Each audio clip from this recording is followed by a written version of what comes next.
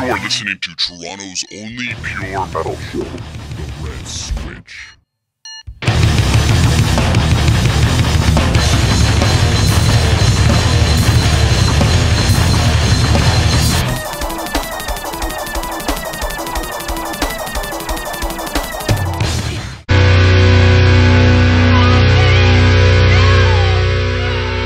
You're tuning to The Red Switch right now.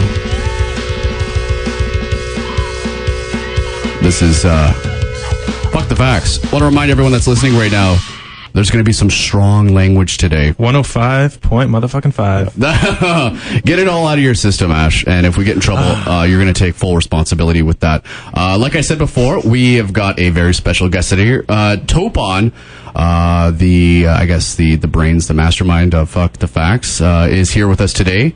Topon, you still there? Yeah. Howdy doody. So we're continuing our sort of interviewish co-hosty type show here with Topon today. What's next up on the docket here? Oh yes, what are you doing these days, Topon? What are you prioritizing? Are you more so open to shows and tours, or are you already writing to follow up Disgorge?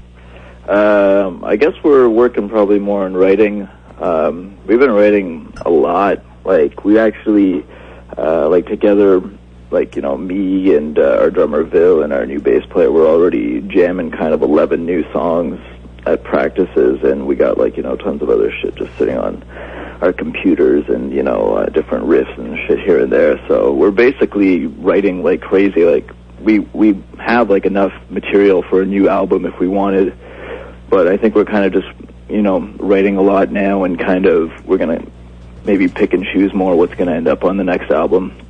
You know, we got our new bass player, he writes a lot of music too, like he writes full songs, and our drummer's also a really good guitar player, and he writes music as well. So we got three people that are writing music all the time, and, you know, comes up with a lot of music, so we have a lot of things to work with. But yeah, that's pretty much, you know, we're going to do, I think we got some tours that are kind of lined up that are coming up, but, you know, we're kind of more just sitting back. We toured Canada, we toured the U.S., and we even went to Europe for Disgorge Mexico. So we kind of went everywhere we wanted to go with that album. And, you know, if we want to do something again, we'll go and do it. But we're not kind of looking to just be on the road just to be on the road. Okay. We talked a little bit about lineup changes and things like that, and that's inevitable when you have such a long career. You have a fairly good catalog after so many years pass by. How do you explain the creative process when you guys are actually together? You're in a room, you're saying, all right, guys, let's lay down, you know, some ideas, let's put a track together. Like, what goes on through your minds? How do you collaborate?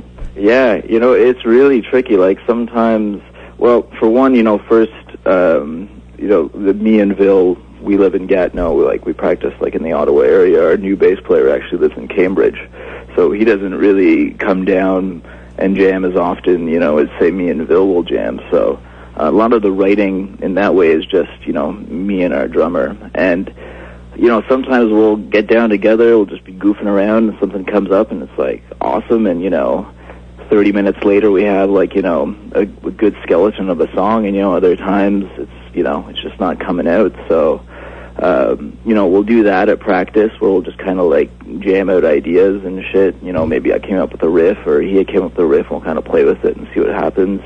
And, you know, then at home, you know, we all have, like, small little studio setups, whatever it might be, in our house, that we can at least, you know, record ideas, and with the drum machine, or, you know, MIDI drums or whatever, and then we'll, like, just, you know, email it to each other and bring that. So, you know, that's pretty much it. Definitely, like, I've always encouraged, like, everyone that's in the band to be as involved as possible in the writing. You know, I really want Fuck the Facts to be a band that incorporates everyone's ideas, because that's what that's kind of the basic idea of this band, is that, you know, I want it to be, you know, like, run the gambit of everything, that, you know, everyone in the band, it's not my band, you know, everyone that's in the band, you know, I want them to feel like it's part of what they do. Oh, totally. It's a team effort. And it's interesting when it happens that way. You mentioned before, like, you're just noodling around and an idea pops in your head and you think, all right, guys, let's throw in the biker riff and let's make it sound as dirty as possible. And all of a sudden, bam.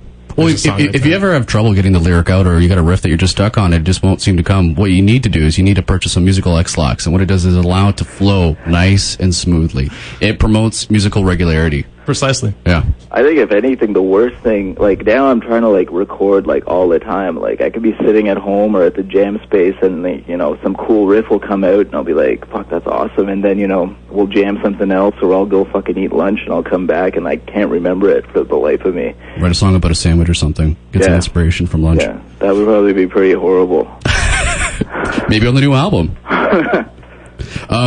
So which band or performer would you be into touring with that if you haven't done so already? Now, I heard that the Grateful Dead are back at it. Would you tour with them if they asked you? The Grateful Dead? Yes. I probably would, just because it would just... how the fuck can you turn that down? It would just be too hilarious, no matter how horrible it is. Well, I don't think they are coming out, but... No, I really doubt it, too. Yeah, I think they are dead. Yeah. Well, at least Garcia is. But yeah, I don't know. There's tons of bands that we would love to tour with. Like, we definitely haven't gotten offered like all the tours that we kind of wanted to get that we would have loved to do. Even bands like I guess like Cephalic Carnage, I think is a band that we've wanted to tour with a long time. Well, they're coming to Toronto in the next few weeks. Actually. Yeah, we're friends with those guys. Like they crash out of my house when we're in Ottawa, but it's really tricky with all that shit. There's so much politics involved with tours and getting on them and stuff, and it doesn't even really come down to labels. There's so much, I don't know, I scratch your back, you scratch mine, and the whole like booking agent thing. We don't have a booking agent for one. We're self-booked. We do everything ourselves, so we don't really have a guy that's out there, doing that stuff for us. So, once in a while, like a good opportunity comes up for us, like, the Relapse guys, try and get our name out there as much as possible and get us on shit. And, we also always hear, like, because of our name, it's a problem, people don't like putting that on flyers and shit, so... Yeah. And we're such a small band that, it's just an added headache to add a small band. So. Well, speaking of getting your name out, word on the street is, or how we call it here in Toronto, Bloor Street. There's some side projects involving certain members, not looking at anyone in particular or pointing at anyone. Actually, I'm pointing at you. Do you care to make any shameless self-promotions? My side projects? Yeah. I've done like a couple. Like I did a band called Lauderdale with the guy Dave that does all our like videos for us, and this guy Lee who toured with us for a while, and before that I did a project called Time Kills Everything with a couple of guys from Winnipeg. They actually just got signed to Relapse. They're in a band called Culted now, and I did that with them. They used to be in Malfaction. Actually, our old bass player Steve, he put out the CD. So that's pretty much it. Like, I don't do a lot of side projects. I try and stay kind of focused on this band. That's pretty much the reason I started this band, is like my brain is kind of always going. I have I love death metal, I love grind, I love punk, I love even rock. I love all these kinds of music, and if I would let my brain go like that, I would end up with like 13 bands, and I just don't have the time to work 13 functioning bands. So it's kind of like the idea of Fuck the Facts is that I have one band where I can kind of just let that be my creative outlet. Yeah. Well, that Barack Obama signed the bill for stem cell research. You could possibly clone yourself, and you can have a band of entirely Topons. I don't know. I think even just having one of me is enough. Oh, really? Oh, yeah. Okay, well, I'll agree with you then. Let's just keep it at one. I'm going to test your musical knowledge of your own group here, Topon. I'm going to play a song, and you tell me which one it is. Oh, fuck.